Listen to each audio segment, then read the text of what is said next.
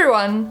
So today I'm here to review the Sephora Favorites Give Me More Lips set. It retails for $59 US, $70 in Canada, and contains 15 lip products in total. It is said to be a multi-brand mega lip set with 15 lipsticks to lip glosses to lip cremes, including 4 full-size products and 11 lip colors in deluxe sizes. Breaking down the cost of the items in this set, it is $197 US or $232 Canadian value. Since there are 15 products to this set, and it's probably going to be a long video as is, I'm going to skip saying the item details out loud and I'll just have them listed on the video instead. So let's just get into the 15. Cognoc is a medium to dark red-brown with warm undertones and a satin finish. The packaging is a twist-up retractable pen-style tube with a silicone texture, and it has a slight herby citrus type scent to it. This shade applied smoothly, evenly, and mostly opaque. While it had great pigmentation, I felt that it did apply more sheer in some areas, but not badly enough to look uneven or lighter or darker on certain parts of the lip. Cognoc lasted 6 hours and left behind a stain. In comparison, Kat Von D's Vampira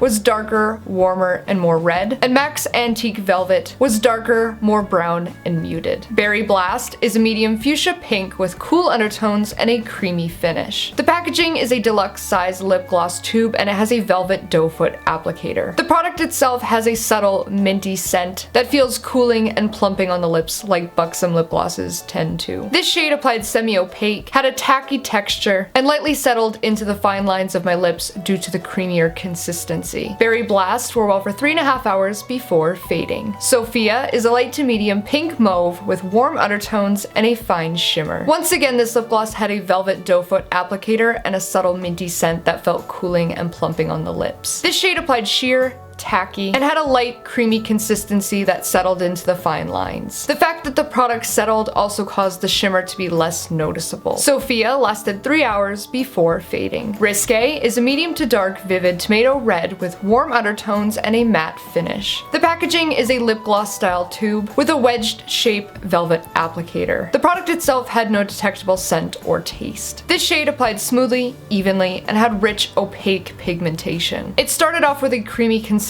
that was easy to apply and eventually dried to a completely flat matte finish. I felt that the color lightly transferred for the first hour or so of wear. Risque wore well for 7.5 hours and left behind a stain. In comparison, Bite Beauty's Candied Maple was darker and more red, Kat Von D's Gold Blooded was darker and more red, and Kat Von D's Halo was brighter and more orange. Super Strawberry is a light to medium strawberry red with warm to neutral undertones and a glossy finish. The packaging is a color-coded retractable lip crayon style, and the product itself has a very faint, waxy scent. This shade applied smoothly, evenly, and had sheer color payoff. While it was hydrating throughout wear, I felt that the color did settle into the fine lines of my lips and really grab on and cling to any imperfections or drier areas. Super Strawberry wore well for 4 hours before fading. Tulip is a medium berry pink with cool undertones and a glossy finish. The packaging is a sleek metal tube with a screw-on cap, and the product itself has a subtle citrus scent. The texture itself was soft, smooth, and buttery, and while the color was sheer, it did provide a nice hint of pink to the lips. Of course, since it is sheer, the shade will vary depending on your natural lips pigmentation. Tulip wore well for 3.5 hours and was very hydrating even after the product had worn off. Homegirl is a darkened burgundy red with cool undertones and a matte finish. The packaging is a round plastic tube with a square stud design, and the product itself has a sweet creme brulee vanilla type scent. This shade really is ultra matte and it has a very dry consistency that likes to tug and drag on lips during application. It had opaque color payoff but applied unevenly due to the texture. This is a lipstick that would definitely benefit being paired over top of a lip pencil. Homegirl lasted 7.5 hours,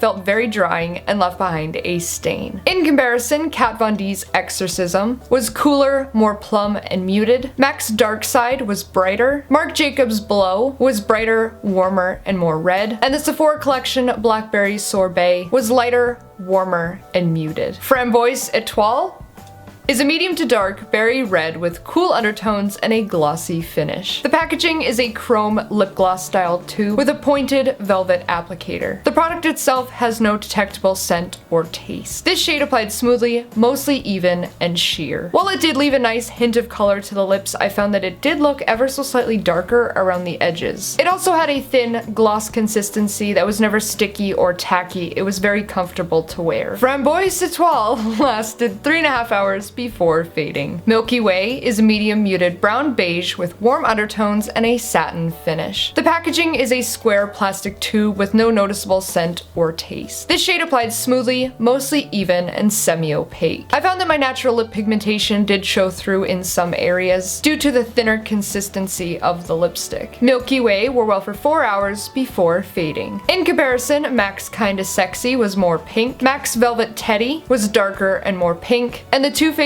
Melted Chihuahua was lighter and more pink. Scarlet Empress is a medium to dark brightened plum red with warm undertones and a creamy satin finish. The packaging is a square matte black tube with a silicone texture, and the product itself has no scent or taste. This shade applied smoothly, evenly, and mostly opaque. I found that no matter how much I tried to build the color, it always ended up being sheer. There was always a transparency to it. Scarlet Empress wore well for 4 hours and left behind a stain. In comparison, Bite Beauty's Aubergine was deeper, brighter, and more purple. MAC's D for Danger was brighter, warmer, and more red. And Marc Jacobs' Boy Gorgeous was cooler, more pink, and opaque. Magenta Matte is a medium neon magenta pink with cool undertones and a satin finish. The packaging is a square metal tube, and the product itself has a subtle vanilla candy type scent. This shade applied smoothly, evenly, and had excellent color payoff. It had a creamy consistency that was never difficult to apply. It was comfortable to wear and didn't feather or bleed. Despite how bright the shade was, it was very easy to wear. Magenta Matte wore well for 6 hours and left behind a stain. In comparison, Bite Beauty's Violet was darker and more pink, MAC's Candy Yum Yum was warmer and less blue, and the Too Faced Melted Violet was lighter and more purple. Next up we have Energy, which claims to have pH adjusting technology for your own unique shade of pink,